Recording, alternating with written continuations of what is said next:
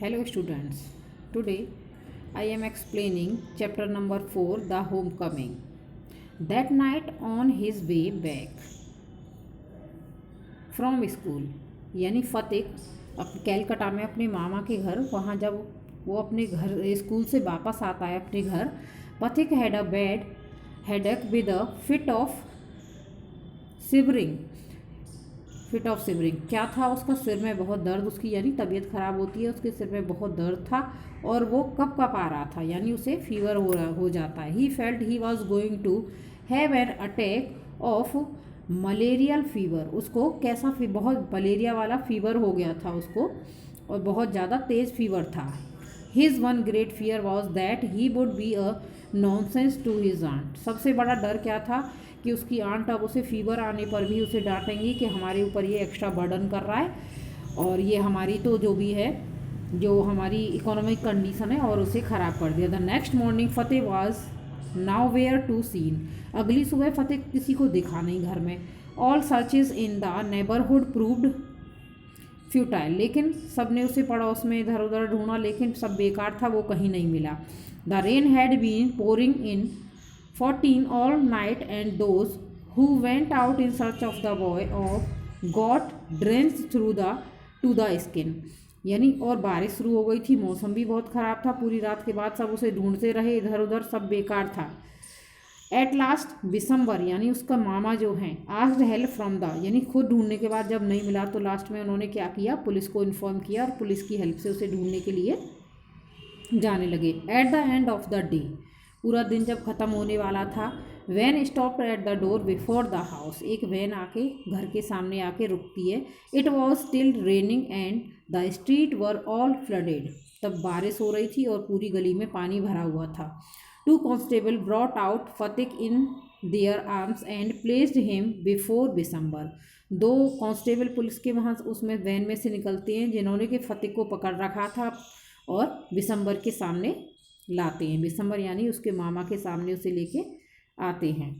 He was wet through from head to foot. वो पूरा गीला हो रखा था, यानी बारिश में भीगा हुआ था फ़तेह। ही वॉज वेट थ्रू यानी वो गीला हो रखा था। He was wet through from head to foot, muddy all over, his face to eyes flushed and with fever, and his limbs all trembling.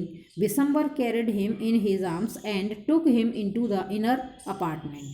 उसका मामा क्या करता है, उसे अब जब वो गीला हो गया था, उसका मामा उसे लेके आगे जाते हैं और उसे अपने रूम के अंदर यानी घर के अंदर ले जाते हैं।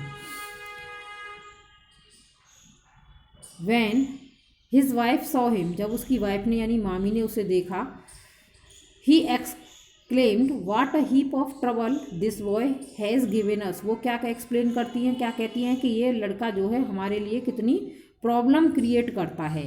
Had not you better sent him, इससे अच्छा तो होता कि तुम इसे इसके घर ही वापस कर देते। Fateh heard her words and sobbed out loud.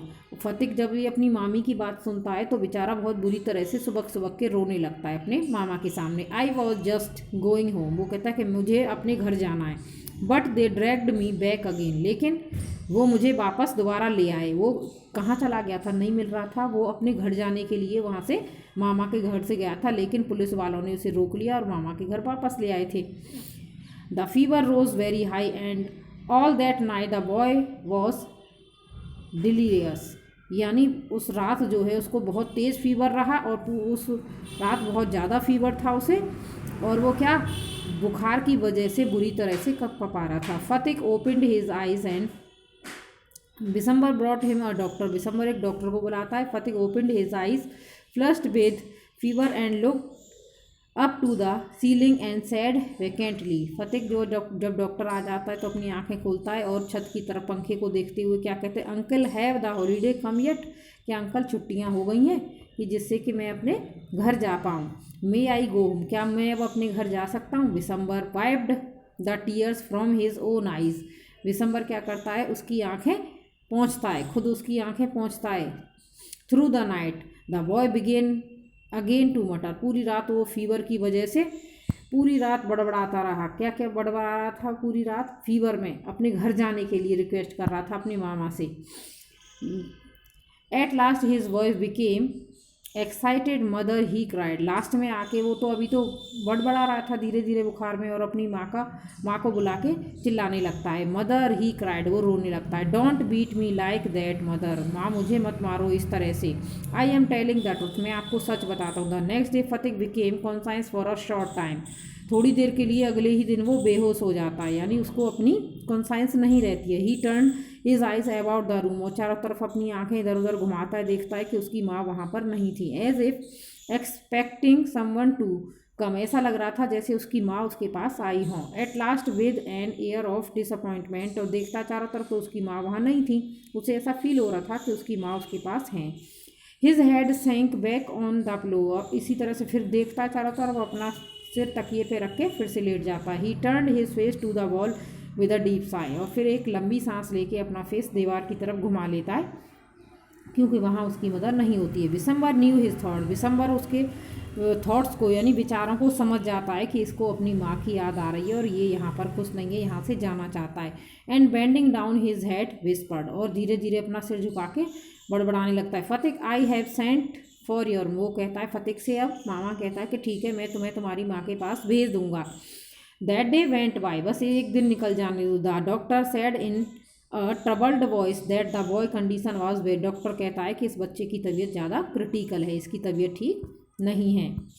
फतिक began to cry out by the mark, Phatik और बुरी तरह से रोने लगता है। 3 fathoms by the mark, 4 fathoms by the mark, he had heard the sailor on the, बस वो यही सुनता है कि यानी मार्क तक कितना फीवर उसका ऊपर हो गया, कितना और कम हुआ, ये सब उसे सुनाई देती है, बाकी का वो कुछ नहीं बोल पाता, यानी उसकी कंडीशन बहुत ज़्यादा क्रिटिकल होती है। तो उसका मामा कहता है ठीक है कि वो उसकी मदर को बुला देगा। ओके, तो I will explain next page in next video. Okay.